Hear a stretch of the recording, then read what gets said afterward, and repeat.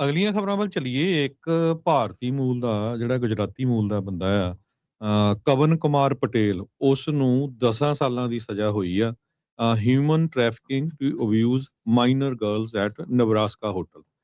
ਇਹ ਜਿਹੜਾ illegal immigrant ਸੀ India ਤੋਂ, ਤੇ ਇਹਨੂੰ 10 ਸਾਲਾਂ ਦੀ ਸਜ਼ਾ ਹੋਈ ਆ। 27 ਸਾਲਾਂ ਦਾ ਕਵਨ ਕੁਮਾਰ ਪਟੇਲ ਗੁਜਰਾਤ ਦਾ ਰਹਿਣ ਵਾਲਾ ਆ। USA ਦੇ ਵਿੱਚ ਕਹਿੰਦੇ ਇਲੀਗਲੀ ਰਹਿੰਦਾ ਸੀ, ਤੇ ਫੈਡਰਲ ਕੋਰਟ ਜਿਹੜੀ ਓਮਾਹਾ ਨਬਰਾਸਕਾ ਆ, ਉੱਥੇ ਇਸ ਨੂੰ ਜਿਹੜਾ ਹੁਣ ਸਜ਼ਾ ਦਿੱਤੀ ਗਈ ਹੈਗੀ ਆ। ਤੇ ਕਹਿੰਦੇ ਵੀ ਇਹਨੂੰ 2 count of sex trafficking of A minor, ਤੇ ਜਦੋਂ ਇਹਨੂੰ 10 ਸਾਲਾਂ ਬਾਅਦ ਛੱਡਿਆ ਵੀ ਜਾਊਗਾ ਤੇ 5 ਸਾਲਾਂ ਦੀ ਸੁਪਰਵਾਈਜ਼ ਰਿਲੀਜ਼ ਆ, ਤੇ ਮੋਰ ਓਵਰ ਕਹਿੰਦੇ ਵੀ ਇਹਨੂੰ ਜਿਹੜਾ ਡਿਪੋਰਟ ਇੰਡੀਆ ਨੂੰ ਕੀਤਾ ਜਾਊਗਾ। ਸੈਕਸ ਟ੍ਰੈਫਿਕਿੰਗ ਰਿੰਗ ਇੱਕ ਅਨਕਵਰ ਹੋਇਆ ਸੀ ਜਨਵਰੀ 6 2025 ਨੂੰ, ਜਦੋਂ ਓਮਾਹਾ ਦੀ ਪੁਲਿਸ ਆਫੀਸਰਸ ਨੇ ਇੱਕ ਰੂਟੀਨ ਜਿਹੜਾ ਥੈਫਟ ਕੰਪਲੇਨ ਸੀ ਉਹ ਚੈੱਕ ਕੀਤੀ, ਤੇ ਜਦੋਂ ਇਨਵੈਸਟੀਗੇਟ ਕੀਤਾ ਉਹਨਾਂ ਨੂੰ ਲੱਗਿਆ ਵੀ ਇਹ ਹਿਊਮਨ ਟ੍ਰੈਫਿਕਿੰਗ ਦਾ ਕੇਸ ਹੋ ਸਕਦਾ ਹੈਗਾ।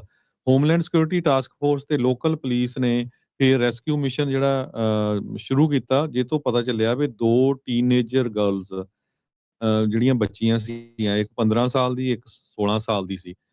ਉਹ ਇੱਕ ਅਮਰੀਕਨ ਇਨ ਹੋਟਲ ਜੋ ਓਮਾਹਾ ਦੇ ਵਿੱਚ ਸੀ, ਉੱਥੋਂ ਲੱਭੀਆਂ, ਤੇ ਵਿਕਟਮਸ ਨੂੰ ਕਹਿੰਦੇ ਭਈ ਅਕ੍ਰੋਸ ਦਾ ਸਟੇਟ ਲਾਈਨਸ ਟਰਾਂਸਪੋਰਟ ਕੀਤਾ ਗਿਆ ਸੀਗਾ, ਡੈਨਵਰ ਤੋਂ ਓਮਾਹਾ ਕਿੰਨੀ ਵਾਰੀ ਕਹਿੰਦੇ, ਤੇ ਉਹਨਾਂ ਨੂੰ ਕਮਰਸ਼ੀਅਲ ਸੈਕਸ ਦੇ ਲਈ ਸੈੱਲ ਕੀਤਾ ਗਿਆ ਸੀ। ਸੋ 2 ਟੀਨੇਜਰਸ ਨੂੰ ਜਿਹੜਾ project harmony for specialist interview ਦੇ ਲਈ ਲਿਜਾਇਆ ਗਿਆ। ਦੋਨੋਂ ਵਿਕਟਮਸ ਨੇ ਇਹ ਕਿਹਾ ਭਈ ਉਹਨਾਂ ਨੂੰ ਧੱਕੇ ਦੇ ਨਾਲ ਇਹ ਕੰਮ ਕਰਨ ਦੇ ਲਈ ਕਿਹਾ ਗਿਆ ਸੀ, ਵੀ ਤੁਹਾਨੂੰ ਜਿਹੜੇ ਆ ਡਿਸਕਾਊਂਟਡ ਜਿਹੜੇ ਰੂਮ ਰੇਟ ਦਿੱਤੇ ਜਾਊਗੇ ਹੋਟਲ ਦੇ ਵਿੱਚ, ਔਰ ਜਾਂ ਉਹਨਾਂ ਨੂੰ ਸਟਰੀਟ ਦੇ ਉੱਤੇ ਸਿੱਟ ਦਿੱਤਾ ਜਾਊਗਾ। 2 EMPLOYEES ਨੇ ਜਿਹੜਾ ਆ ਟ੍ਰੈਫਿਕਰਸ ਨੂੰ ਪੈਸੇ ਦਿੱਤੇ ਤਾਂ ਕਿ ਉਹ ਕੁੜੀਆਂ, ਇਹਨਾਂ ਬੱਚੀਆਂ ਨੂੰ ਉੱਥੇ ਰੱਖ ਸਕਣ। ਸੋ ਹੋਟਲ ਸਟਾਫ ਨੇ ਇਹਨਾਂ ਨੂੰ ਜਿਹੜਾ ਆ ਸਸਤੇ ਰੇਟ ਦੇ ਉੱਤੇ ਰੂਮ ਦਿੱਤੇ ਰਹਿਣ ਦੇ ਲਈ, ਤੇ ਉਹ ਤੋਂ ਬਾਅਦ ਇਹ ਜਿਹੜੇ ਘਿਨੌਣੇ ਕੰਮ ਆ ਉਹ ਕਰਦੇ ਰਹੇ। US ਦੇ ਅਟਾਰਨੀ ਲੈਸਨੀ ਵੁਡਸ ਜੋ ਆ, ਉਹਨਾਂ ਨੇ ਕਿਹਾ ਵੀ ਮਲਟੀ ਏਜੰਸੀ ਨੇ ਇਹ ਆਪਰੇਸ਼ਨ ਦੇ ਥਰੂ ਇਹਨਾਂ ਬੱਚੀਆਂ ਨੂੰ ਰੈਸਕਿਊ ਕੀਤਾ ਸੀਗਾ। US ਅਟਾਰਨੀ ਆਫਿਸ ਤੇ ਹੋਰ ਲਾ ਐਨਫੋਰਸਮੈਂਟ ਦੇ ਪਾਰਟਨਰਸ ਨੇ ਬਹੁਤ ਹਾਰਡ ਵਰਕ ਕੀਤਾ, ਤੇ ਇਹਨਾਂ ਬੱਚੀਆਂ ਨੂੰ ਜਿਹੜਾ ਆ ਇਦਾਂ ਦੇ ਬੰਦਿਆਂ ਤੋਂ ਛੁਡਾਇਆ ਹੈਗਾ। ਸੋ ਹੁਣ ਇਹ ਜਿਹੜੇ ਪਟੇਲ ਆ, ਕਵਨ ਕੁਮਾਰ ਪਟੇਲ, ਇਸ ਨੂੰ 10 ਸਾਲ ਦੀ ਸਜ਼ਾ ਹੋਊਗੀ, ਅੰਦਰ ਰਹੂਗਾ, ਉਹ ਤੋਂ ਬਾਅਦ ਜਿਹੜਾ ਡਿਪੋਰਟ ਕੀਤਾ ਜਾਊਗਾ। ਜੀ, ਬਿਲਕੁਲ। ਅਗਲੀਆਂ ਖਬਰਾਂ ਵੱਲ ਚੱਲੀਏ। ਇੱਕ ਭਾਰਤੀ ਮੂਲ ਦਾ ਜਿਹੜਾ ਗੁਜਰਾਤੀ ਮੂਲ ਦਾ ਬੰਦਾ ਆ, ਕਵਨ ਕੁਮਾਰ ਪਟੇਲ, ਉਸ ਨੂੰ 10 ਸਾਲਾਂ ਦੀ ਸਜ਼ਾ ਹੋਈ ਆ human trafficking to abuse minor girls at Nebraska hotel. ਇਹ ਜਿਹੜਾ ਇਲੀਗਲ ਇਮੀਗ੍ਰੈਂਟ ਸੀ ਇੰਡੀਆ ਤੋਂ, ਤੇ ਇਹਨੂੰ 10 ਸਾਲਾਂ ਦੀ ਸਜ਼ਾ ਹੋਈ ਆ। 27 ਸਾਲਾਂ ਦਾ ਕਵਨ ਕੁਮਾਰ ਪਟੇਲ ਗੁਜਰਾਤ ਦਾ ਰਹਿਣ ਵਾਲਾ ਆ। USA ਦੇ ਵਿੱਚ ਕਹਿੰਦੇ ਇਲੀਗਲੀ ਰਹਿੰਦਾ ਸੀ, ਤੇ ਫੈਡਰਲ ਕੋਰਟ ਜਿਹੜੀ ਓਮਾਹਾ ਨਬਰਾਸਕਾ ਆ, ਉੱਥੇ ਇਸ ਨੂੰ ਜਿਹੜਾ ਹੁਣ ਸਜ਼ਾ ਦਿੱਤੀ ਗਈ ਹੈਗੀ ਆ। ਤੇ ਕਹਿੰਦੇ ਵੀ ਇਹਨੂੰ 2 count of sex trafficking of A minor, ਤੇ ਜਦੋਂ ਇਹਨੂੰ 10 ਸਾਲਾਂ ਬਾਅਦ ਛੱਡਿਆ ਵੀ ਜਾਊਗਾ ਤੇ 5 ਸਾਲਾਂ ਦੀ ਸੁਪਰਵਾਈਜ਼ ਰਿਲੀਜ਼ ਆ, ਤੇ ਮੋਰ ਓਵਰ ਕਹਿੰਦੇ ਵੀ ਇਹਨੂੰ ਜਿਹੜਾ ਡਿਪੋਰਟ ਇੰਡੀਆ ਨੂੰ ਕੀਤਾ ਜਾਊਗਾ। ਸੈਕਸ ਟ੍ਰੈਫਿਕਿੰਗ ਰਿੰਗ ਇੱਕ ਅਨਕਵਰ ਹੋਇਆ ਸੀ ਜਨਵਰੀ 6 2025 ਨੂੰ, ਜਦੋਂ ਓਮਾਹਾ ਦੀ ਪੁਲਿਸ ਆਫੀਸਰਸ ਨੇ ਇੱਕ ਰੂਟੀਨ ਜਿਹੜਾ ਥੈਫਟ ਕੰਪਲੇਨ ਸੀ ਉਹ ਚੈੱਕ ਕੀਤੀ, ਤੇ ਜਦੋਂ ਇਨਵੈਸਟੀਗੇਟ ਕੀਤਾ ਉਹਨਾਂ ਨੂੰ ਲੱਗਿਆ ਵੀ ਇਹ ਹਿਊਮਨ ਟ੍ਰੈਫਿਕਿੰਗ ਦਾ ਕੇਸ ਹੋ ਸਕਦਾ ਹੈਗਾ।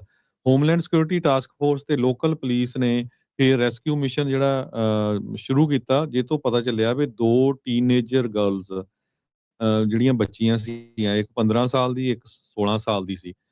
ਉਹ ਇੱਕ ਅਮਰੀਕਨ ਇਨ ਹੋਟਲ ਜੋ ਓਮਾਹਾ ਦੇ ਵਿੱਚ ਸੀ, ਉੱਥੋਂ ਲੱਭੀਆਂ, ਤੇ ਵਿਕਟਮਸ ਨੂੰ ਕਹਿੰਦੇ ਭਈ ਅਕ੍ਰੋਸ ਦਾ ਸਟੇਟ ਲਾਈਨਸ ਟਰਾਂਸਪੋਰਟ ਕੀਤਾ ਗਿਆ ਸੀਗਾ, ਡੈਨਵਰ ਤੋਂ ਓਮਾਹਾ ਕਿੰਨੀ ਵਾਰੀ ਕਹਿੰਦੇ, ਤੇ ਉਹਨਾਂ ਨੂੰ ਕਮਰਸ਼ੀਅਲ ਸੈਕਸ ਦੇ ਲਈ ਸੈੱਲ ਕੀਤਾ ਗਿਆ ਸੀ।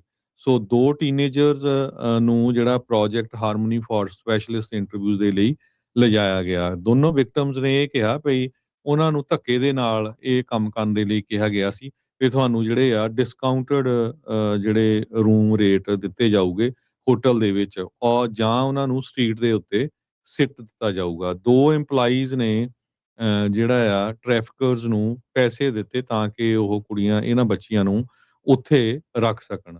ਸੋ ਹੋਟਲ ਸਟਾਫ ਨੇ ਇਹਨਾਂ ਨੂੰ ਜਿਹੜਾ ਆ ਸਸਤੇ ਰੇਟ ਦੇ ਉੱਤੇ ਰੂਮ ਦਿੱਤੇ ਰਹਿਣ ਦੇ ਲਈ ਤੇ ਉਹ ਤੋਂ ਬਾਅਦ ਇਹ ਜਿਹੜੇ ਘਿਨੌਣੇ ਕੰਮ ਆ ਉਹ ਕਰਦੇ ਰਹੇ। ਯੂਐਸ ਦੇ ਅਟਾਰਨੀ ਲੈਸਨੀ ਵੁਡਸ ਜੋ ਆ ਉਹਨਾਂ ਨੇ ਕਿਹਾ ਵੀ ਮਲਟੀ ਏਜੰਸੀ ਨੇ ਇਹ ਆਪਰੇਸ਼ਨ ਦੇ ਥਰੂ ਇਹਨਾਂ ਬੱਚੀਆਂ ਨੂੰ ਰੈਸਕਿਊ ਕੀਤਾ ਸੀਗਾ। ਯੂਐਸ ਅਟਾਰਨੀ ਆਫਿਸ ਤੇ ਹੋਰ ਲਾ ਐਨਫੋਰਸਮੈਂਟ ਦੇ ਪਾਰਟਨਰਸ ਨੇ ਬਹੁਤ ਹਾਰਡ ਵਰਕ ਕੀਤਾ ਤੇ ਇਹਨਾਂ ਬੱਚੀਆਂ ਨੂੰ ਜਿਹੜਾ ਆ ਇਦਾਂ ਦੇ ਬੰਦਿਆਂ ਤੋਂ ਛਡਾਇਆ ਹੈਗਾ। ਸੋ ਹੁਣ ਇਹ ਜਿਹੜੇ ਪਟੇਲ ਆ ਕਵਨ ਕੁਮਾਰ ਪਟੇਲ ਇਸ ਨੂੰ 10 ਸਾਲ ਦੀ ਸਜ਼ਾ ਹੋਊਗੀ, ਅੰਦਰ ਰਹੂਗਾ, ਉਹ ਤੋਂ ਬਾਅਦ ਜਿਹੜਾ ਡਿਪੋਰਟ ਕੀਤਾ ਜਾਊਗਾ। जी, बिल्कुल।